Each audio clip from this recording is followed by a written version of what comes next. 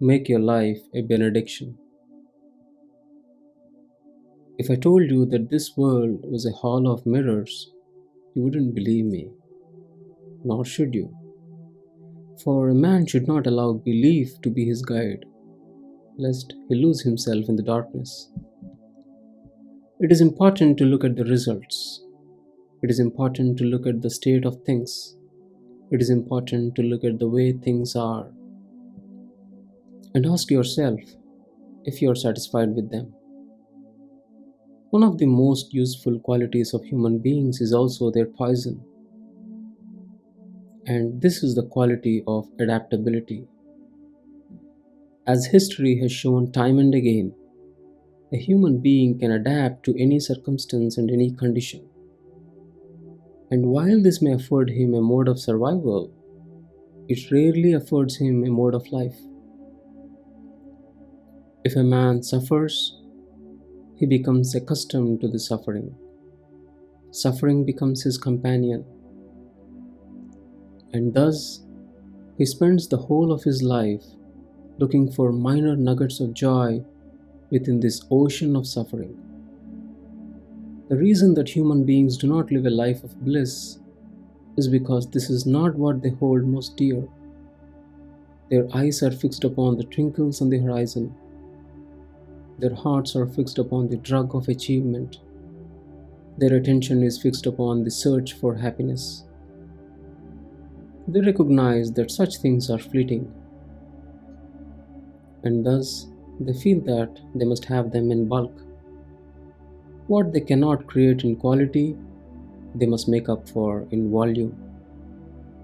They are hooked by the occasional reward, and this keeps them bound to the world.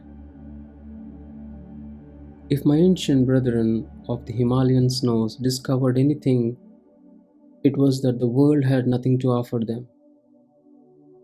Experience had taught them that living in the world was akin to walking in a big circle, chasing shadow after shadow. There is a wonderful story of a young professional who went to see a Himalayan Swami. "Swamiji," he said, "I admire your courage, for what a sacrifice you have made to live as a renunciate, to have given up the entire world and live in a cave." The Swami laughed and said, "My dear boy, I once lived in the world, and I discovered that in chasing this and that, I lived in constant anxiety and misery. Now, I live in complete bliss. My every moment is an overwhelming joy. You have chosen the world and its miseries, and have given up joy and bliss. Tell me, young man, is it I who is the renunciate, or you? Lest you become afraid, I'm not asking you to retreat into a Himalayan cave. In fact, I'm not asking you to do anything, for this is not my way. I'll only ask you this: is what you've renounced worth that which you continue to chase? Is the life you live a life of adaptation or a life of ceaseless joy? If there is one truth that I've learned, it is that unless you find it inside of today, you'll never find it inside of tomorrow. Your life will become a benediction the day you stop searching. For as long as you continue to search, you'll keep sacrificing today. For as long as you continue to search, you'll be bound to the idea that there is something to find. For as long as you continue to search, you'll become in love with the search. The Bible says, "Seek and you shall find."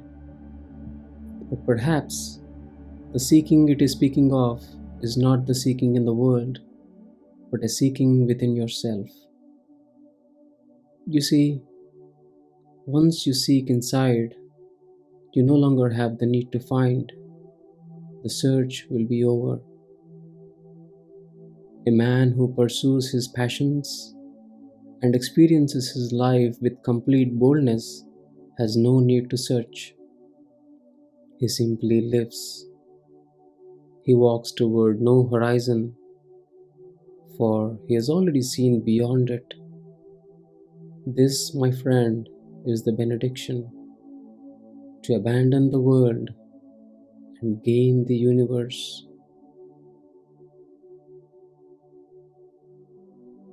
The path to Atmamun. Life does not happen around you. It is not a chronology of events. Perceiving life in this way keeps you on the edge of life. Ask yourself, what does it mean to live? And you'll discover that you have never really lived at all. Life is to be tasted.